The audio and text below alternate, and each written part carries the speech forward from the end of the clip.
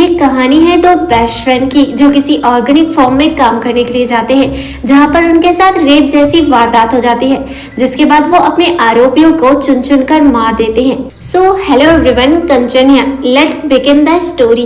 कहानी की शुरुआत होती है और हमें दो लड़कियों को दिखाया जाता है जिनका नाम केटी और स्लोन है, जो आपस में बेस्ट फ्रेंड है। वो अपने दोस्तों के साथ फन कर रहे होते हैं, जहाँ पर वो ड्रग्स भी लेते हैं और वाइन भी पीते हैं। इसके साथ ही वो बहुत सारा एंजॉयमेंट करते हैं, जिसके बाद हम देखते हैं कि वो अपने घर पहुंच जाते हैं, जहाँ उनकी माँ उनके लिए खाना सर्व करती है और उनसे खूब सारी बातें करती है। इसके बाद हम देखते हैं कि वो दोनों लड़कियां अपने बेड पर चले जाती है, जहाँ दोनों आपस में बातें करते हैं। और यहाँ हम देखते हैं कि वो किसी ट्रिप में जाने के लिए वेट कर रहे होते हैं, जहाँ वो 1 महीने इको फ्रेंडली ऑर्गेनिक फॉर्म में काम करेंगे, ताकि वो न्यूयॉर्क सिटी में शॉपिंग करने के लिए सेविंग कर सके। सीन चेंज होता है और हमें अगली सुबह का सीन दिखाया जाता है, जहाँ केटी के अंकल उन्हें पिक करने आते हैं, जिनका नाम जैसन होता है। और आज की रात वो जैसन और उसकी गर्लफ्रेंड के घर पर रहने वाले थे। अब ये लोग नई जगह में जाने वाले हैं, इसलिए ये लोग डिसाइड करते हैं कि इन्हें अपना नाम चेंज कर लेना चाहिए। जिसके बाद हम देखते हैं कि स्लोन अपना नाम हैदर रख लेती है, वहीं पर कैटी अपना नाम रैपली रख लेती है। सीन चेंज होता है और हमें अगले दिन का सीन दिखाया जाता है, जहाँ पर जैसन अंकल उन्हें बस स्टॉप छोड़ देते हैं, जहाँ वो बस पकड़कर उसी फॉर्म में जाएंगे जहाँ पर वो काम करने वाले हैं। अब जैसन अंकल उन्हें मैसेज करने के लिए कोड वर्ड का यूज करने के लिए कहते हैं, और वो उनसे ये भी कहते हैं कि हर बार एक नया कोड वर्ड यूज करना। अब इसके बाद हम देखते हैं कि जैसन अंकल उन्हें बस स्टॉप में छोड़कर वहां से चले जाते हैं। वहीं हम केटी और स्लोन को देखते हैं, जो बस के आने का वेट कर रहे होते हैं, लेकिन बस को आने में टाइम लग रहा था, इसलिए हम देखते हैं कि वो पास के ही कैफे में चले जाते हैं, जहां उनकी मुलाकात 2 लड़कों से होती है, जिनका नाम जैड और लूकस है।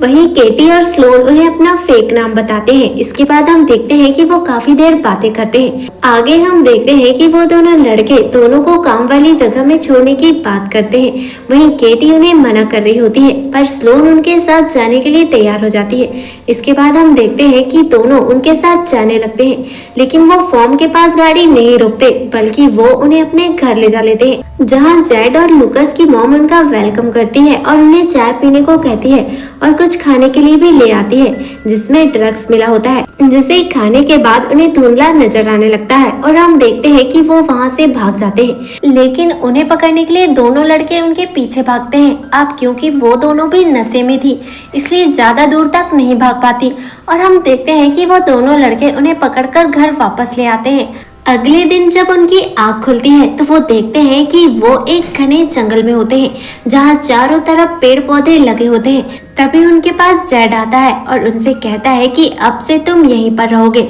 और जीने के लिए तुम्हें बेसिक सुविधाएं ही दी जाएंगी, जैसे कि कपड़े, बिस्तर और खाना। सीन चेंज होता है और हम जैड और लूकस के दोस्त बोरिस को देखते हैं, जो वहाँ पर आ जाता है और केटी का फोन ले लेता है, ताकि वो उसे चेक कर सके कि उनकी लोकेशन किसी को पता तो नहीं है। इसके बाद हम देखते हैं कि उसे ये पता चल जाता है कि दोनों ने उनका नाम गलत बताया है। साथ ही उसे कोड वर्ड के टेक्स्ट मैसेज का भी पता चल जाता है। तभी कैटी के अंकल जैसन का मैसेज आता है, पर बोरिस उस पर रिप्लाई कर देता है और कहता है कि एवरीथिंग इज ग्रेट, और वही एप्पल कोड वर्ड वापस से लिख देता है। इधर हम जैसन अंकल को देखते हैं, जिन्हें शक हो जाता है, क्योंकि उन्होंने केटी से कहा था कि हर बार एक नए कोड वर्ड का यूज करना, और वो समझ जाते हैं कि लड़कियां मुसीबत में हैं। आगे हम देखते हैं कि केटी और स्लोन को नहाने के लिए कहा जाता है। तभी वहाँ पर सेरप आ जाता है और सभी की तरफ गन पॉइंट कर देता है। इससे केटी और स्लोन को लगता है कि सेरप उनकी तरफ है, और वो सेरप के पीछे भागकर छुप जाती हैं। तभी हम देखते हैं कि सेरप जोर जोर से हंसने लगता है और गन को नीचे कर लेता है, क्योंकि वो भी इनसे मिला हुआ था और ये सभी मिलकर लड़कियों की तस्करी किया करते थे। आगे हम देखते हैं कि सेरप स्लोन के कैबिन में चले जाता है, जहां वो उसके साथ जबरदस्ती करता है, जिससे स्लोन को बहुत ज्यादा पेन होता है। वो चीख रही होती है। इसके बाद हम देखते हैं कि सेरप वहां से चले जाता है। तभी वहां पर केटी आती है और वो स्लोन को शांत कराती है। सीन चेंज होता है और हम एक और कस्टमर को देखते हैं, जो वहां पर आ जाता है और एक लड़की को चूज करके उसके साथ वही घिनौना काम करता है, जो अभी सेरप ने स्लोन के साथ किया था। लेकिन ये इंसान थोड़ा साइको था। वो उसे सिगरेट से जलाकर उसे टॉर्चर करता है। यहाँ हम देखते हैं कि वो जोर जोर से चीख रही होती है। दूसरी तरफ हम जैसन अंकल को देखते हैं, जिन्हें भी शक हो जाता है कि लड़कियां मुसीबत में हैं, क्योंकि उन्होंने फॉर्म में कॉल करके पूछ लिया था, जिससे उन्हें पता चल गया था कि लड़कियां अभी तक फॉर्म नहीं पहुंची हैं। इसलिए हम देखते हैं कि जैसन अंकल उन्हें ढूंढने के लिए निकल जाते हैं। इधर हम देखते हैं कि एक और नया कस्टमर आता है, जो कि सबसे बुरा होता है, जो स्लोन को डराता है, क्योंकि उसने सुअर का मास्क पहना था, जिससे वो बहुत ज्यादा डरावना लग रहा था और वो स्लोन के साथ वही घिनौना काम करता है। इसके बाद हम देखते हैं कि जब वो कस्टमर वहां से चले जाता है, फिर केटी स्लोन के पास चले जाती है और उसे समझाती है, क्योंकि वो बहुत ज्यादा दर्द में होती है। दूसरी तरफ हम जैसन अंकल को देखते हैं, जो केटी और स्लोन की गुमशुदा होने की रिपोर्ट पुलिस स्टेशन में लिखवाते हैं, जहाँ पर वही सैरप होता है जिसने अभी अभी स्लोन का रेप किया था। और यही हम देखते हैं कि सैरप जैसन अंकल को कुछ बहाना बोलकर टाल देता है। जब जैसन अंकल वहां से चले जाते हैं, तो हम सैरप को देखते हैं, जो जैड और लूकस को कॉल लगाकर बता देता है कि उनके अंकल दोनों लड़कियों को ढूंढ रहे हैं। ये सारी बातें सुनने के बाद जैड और लूकस ये डिसाइड करते हैं कि उन्हें लड़कियों को मार देना चाहिए। जिसके बाद हम देखते हैं कि जैड और लूकस दोनों लड़कियों को मारने की प्लानिंग करने लगते हैं, लेकिन ये बात केटी सुन लेती है। दूसरी तरफ हम जैसन अंकल को देखते हैं, जो दोनों को ढूंढते हुए उसी कैफे में पहुंच जाते हैं, जहाँ पर केटी और स्लोन की मुलाकात उन दोनों लड़कों से हुई थी। और वहाँ पूछताछ करने पर उन्हें पता चल जाता है कि यहाँ पर दो लड़कियां आई थी, जिनके साथ दो लड़के भी थे। इधर हम केटी और स्लोन को देखते हैं, जो आपस में डिस्कस कर रहे होते हैं कि ये लोग हमें मारने वाले हैं। जब वहाँ पर कोई नहीं होता और एक सिंगल लड़का होता है, तो स्लोन उसे अपने जाल में फंसा लेती है और धीरे धीरे उसके पास चले जाती है और हम देखते हैं कि उसका गला काट देती है। जिसके बाद वो दोनों चेन से फ्री हो जाते हैं। तभी वहाँ पर सैरफ कार लेकर आ जाता है, जिसे देखकर ये दोनों छुप जाते हैं। जैसे ही सैरप उन्हें ढूंढने के लिए अंदर जाता है, वो सैरप की कार उठाकर वहां से भाग जाते हैं। जब वो दोनों कार में जा रही होती हैं, तो सोचते हैं कि अगर हम यहाँ से ऐसे ही चले गए तो ना जाने ये कितनी ही लड़कियों की जिंदगी तबाह कर देंगे।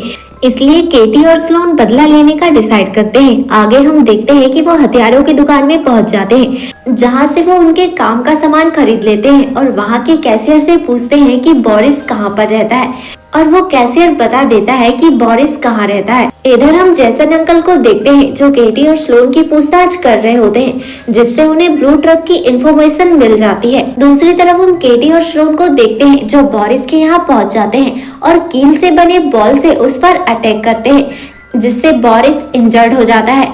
आगे हम देखते हैं कि वो दोनों उसे टेबल में बांधकर बुरी तरह से टॉर्चर करते हैं, फिर उसे मारकर वहां से चले जाते हैं। तभी वहां पर जैसन अंकल पहुंच जाते हैं, जब तक वहां से केटी और स्लोन जा चुके होते हैं। और अब जैसन अंकल बोरिस की डेड बॉडी देखकर वहां से चले जाते हैं और वो सैरप के पास आ जाते हैं, ये बताने के लिए कि बोरिस ने दम तोड़ दिया है। तभी जैसन अंकल को केटी कॉल करती है, लेकिन उसका फोन सैरप के पास होता है, इसलिए वो जैसन अंकल पर गन पॉइंट कर देता है। वहीं जैसन अंकल सैरप से पूछते हैं कि वो दोनों लड़कियां कहाँ हैं, लेकिन सैरप उनसे कुछ नहीं कहता। वहीं दूसरी तरफ हम केटी और स्लोन को देखते हैं, जो चर्च के पास पहुंच जाते हैं, जहां पर वही मास्कमैन रहता था और ये इंसान चर्च का प्रीस्ट होता है। आगे हम देखते हैं कि केटी उससे फेस टू फेस होती है, तभी पीछे से स्लोन डंडे से हमला कर देती है और उसे घसीटते हुए लाकर एक लिक्विड छिड़ककर उसे जिंदा जला दिया जाता है। दूसरी तरफ हम सैरफ को देखते हैं, जिसने जैसन अंकल को बांध रखा था। तभी वहां पर केटी और स्लोन आ जाते हैं, जहां वो देखते हैं कि सैरफ ने दो यंग गर्ल्स को और पकड़ रखा होता है। आगे हम देखते हैं कि केटी और स्लोन सैरफ को मारकर बांध देते हैं। इसके बाद वो गन से बारी बारी से शूट करते हैं, ताकि उसे मौत का एहसास हो सके। इधर हम सैरफ को देखते हैं, जो उनसे माफी मांग रहा होता है, लेकिन इससे स्लोन को काफी ज्यादा गुस्सा आ जाता है, क्योंकि स्लोन ने भी इसी तरह से उससे गिड़गिड़ाकर माफी मांगा था और उसे छोड़ने को कहा था, लेकिन उसने उसकी एक नहीं सुनी। इसलिए हम देखते हैं कि वो उसे गोली से मार देती है, जिससे उसकी वहीं पर डेथ हो जाती है। अब वो दोनों लड़कियों को छोड़ देती है, ताकि वो लड़कियां जैसन अंकल को छुड़ा सके, और वो उनसे कहती है कि जैसन अंकल को कुछ भी मत बताना। आगे हम देखते हैं कि केटी और स्लोन जैड की माँ को नशीली दवा पिलाती हैं और उसके सामने ही जैड और लूकस को ले आती हैं और दोनों को बांध देती हैं और एक ऐसा ट्रैप तैयार करते हैं, जिससे लगे कि जैड ने सुसाइड किया है और लूकस की दुर्घटनावश मौत हो गई है। वहीं हम जेड की मॉम को देखते हैं जो उनकी जान बख्शने के लिए उन्हें ऑफर देती है, लेकिन वो दोनों उसका ऑफर ठुकरा देती हैं और उसकी मॉम को भी मार देते हैं।